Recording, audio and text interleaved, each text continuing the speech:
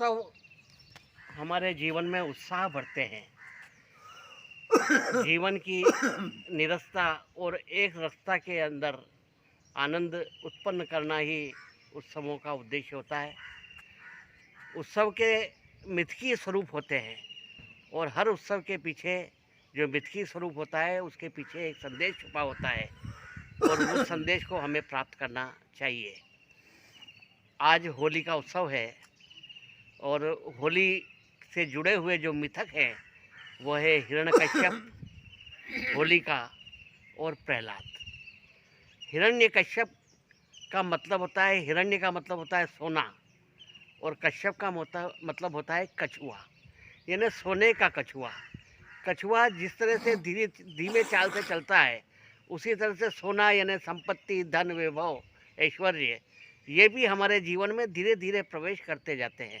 तो हिरण्यकश्यप यानी कि हमारे जीवन में जो अर्थ है, संपत्ति है, धन दौलत, ऐश्वर्य है, वह धीरे धीरे कछुए की चाल से प्रवेश करता है और वो हमारे मन के अंदर छिपे हुए आह्लाद को, सुख को, शांति को, आनंद को, अमन को, चैन को छीनता है। आह्लाद जब मनुष्य के रूप से जन्म लेता है तो उसे प्रहलाद कहा जाता है।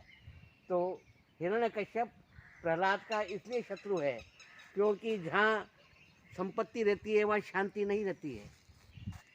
हमेशा जो अर्थ है वही अनर्थ होता है और जड़, जोरू और ज़मीन जिसे झगड़े की जड़ कहा जाता है उसमें सबसे मुख्य तत्व जड़ है और जहाँ जड़ है वहाँ झगड़ा है और झगड़ा है तो फिर अशांति है। इसलिए शांत रहने के लिए आदमी को त्याग करना बहुत ज़रूरी है और यदि आदमी को प्रसन्न रहना है तो उसे संपत्ति जड़ से दूर रहना पड़ेगा क्योंकि संपत्ति, धन, वैभव, अमीरी ये आदमी में डर पैदा करती है। हर आदमी को ये डर रहता है कहीं मैं फ़कीर नहीं हो जाऊँ, परंतु फ़कीर को कोई डर नहीं रहता। एक फ़कीर बैलगाड़ी में जा रहा था सब परिवार और एक टोकरी उसकी बैलगाड़ी से नीचे गिर गई तो किसी ने कहा अरे भाई तुम्हारी ये बैलगाड़ी से टोकरी नीचे गिर गई, तो उसने गिरने दो, फ़कीर के क्या फ़कीर होंगे। तो फ़कीर को तो कोई अमीर को डर होता है कहीं मैं फ़कीर नहीं हो जाऊँ, पर फ़कीर को कभी डर नहीं होता। तीन टूक को पीन के और भाजी बिन नौन, रघुवर जाके उर बसे तो इंद्र बापुरो कौन।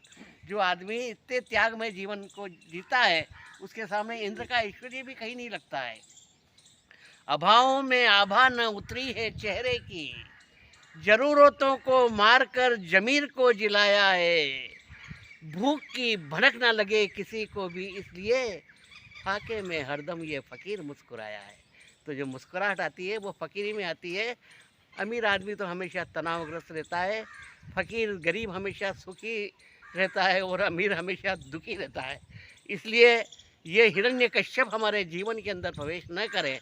और हिरण्यकश्यप की बहन होती है होली। होली कहते हैं तृष्णा को, जो उसकी आग और ज़्यादा जितना उसमें डालो लकड़ी उतनी ज़्यादा भभकती है।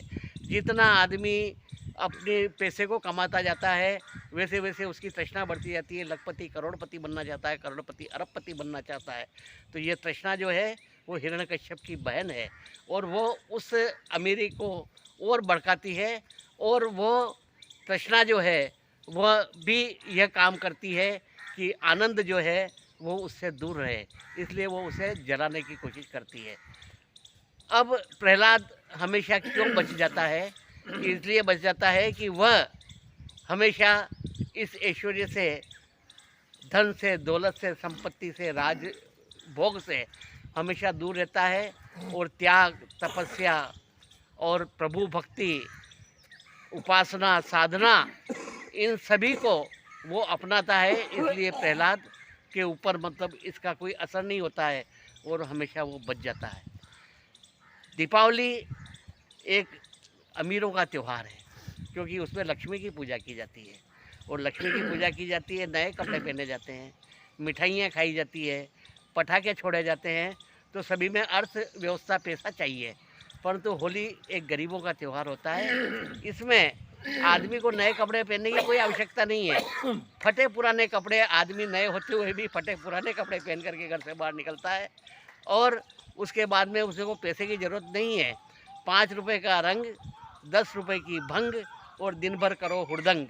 क्यों कि दीपावली में लक्ष्मी की पूजा की जाती है, परंतु होली पे जिसकी पूजा की जाती है वो मानवता की पूजा की जाती है, इंसानियत की पूजा की जाती है, चाहत की पूजा की जाती है और प्रेम की पूजा की जाती है।